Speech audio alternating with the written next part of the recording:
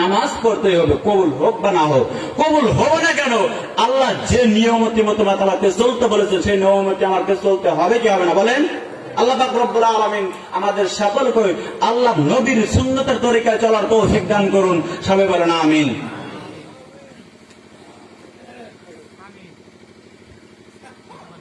يا أيها الذين آمنوا استعينوا بالصبر والصلاة إن الله مع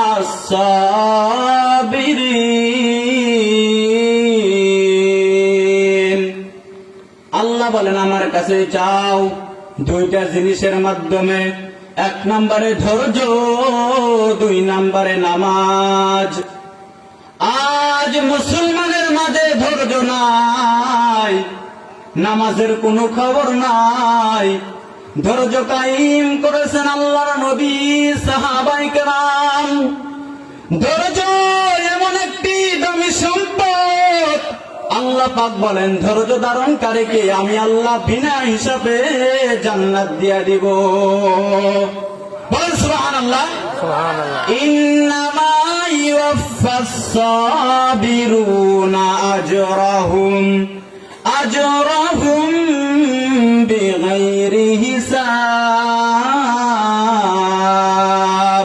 হাসরের দিন আমার আল্লাহ বলবেন ধৈর্য ধারণকারীকে বিনা হিসাবে জান্নাতে যাও।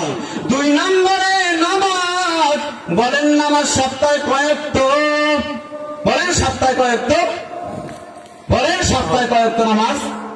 প্রতিদিন প্রতিদিন কথা বলতে হবে ভাই। বলেন নামাজ পড়েন কি করেন না আপনারা বলেন? আমরা তো সবাইকে মনে করছি আল্লাহ নামাজের বান্দা, সব এখানে বসেছেন। প্রতিদিন নামাজ কয়েকত? বলতে হবে ভাই কয়েকত? এই ময়দানে আপনারা বসে আছেন, একজনকে যদি বলি ভাই তুমি মাজারে চাও কেন, তুমি বলবা আল্লাহর কাছে চাইলাম পাইলাম না। যদি চাওয়ার পিছনে হিসাব নেই, বলো আজকের ফজর পড়ছিনি, বলো পড়ি নাই। জোহরের নামাজটা পড়েছো, বলো পড়ি নাই। আসরের নামাজটা পড়েছো, বলো পড়ি নাই। মাগরিব পড়েছো, বলো পড়ি নাই। এশার নামাজটা বলে পড়েছো, বলো পড়ি নাই। সামনে ফজর পড়বো কিনা আল্লাহ ভালো জানেন। আল্লাহ বলেন আমার কাছে চাওয়ার কিছু নিয়ম আছে, নিয়ম ছাড়া আমি আল্লাহ দেব না। এটা আল্লাহর গোলাম। এক নম্বরে ধৈর্য, দুই নম্বরে নামাজ। তোমার ভিতরে ধৈর্য নাই, নামাজ নাই, এইভাবে যদি তুমি চাও তুমি পাইবে না। ধৈর্য আর নামাজের মাধ্যমে বান্দা পাইতে দেরি, চাইতে দেরি, বান্দা পাইতে দেরি হবে না।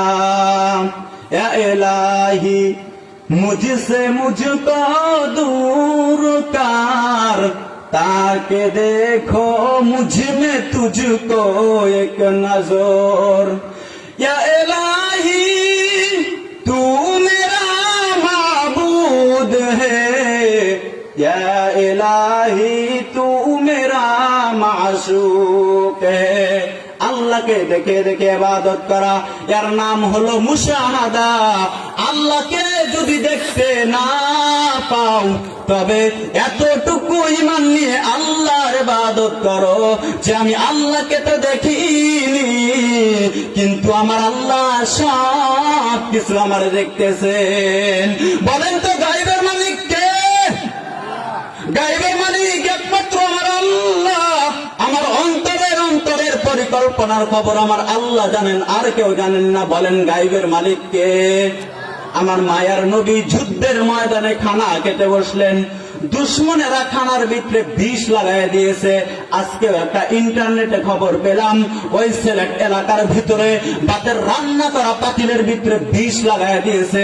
অথচ রান্না করেওয়ালা সাবধান, দুশ্মন জানি কোন দিক থেকে আক্রমণ করে দিতে পারে। মায়ার নবী যুদ্ধের ময়দানে খানা খেতে বসলেন, দুশ্মনেরা খানার ভিতরে বিষ লাগাই দিয়েছে। ওই খানা এক সাহাবীকে যাকাত ইন্তেকাল হয়ে গিয়েছেন। আমার নবী ওই খানার থেকে এক দুই লোকমা তুললেন, তোলার পর আমার নবী আজরাইল আল্লাহর তরফ থেকে জিবরাইলের আগমন হয়ে গেলেন।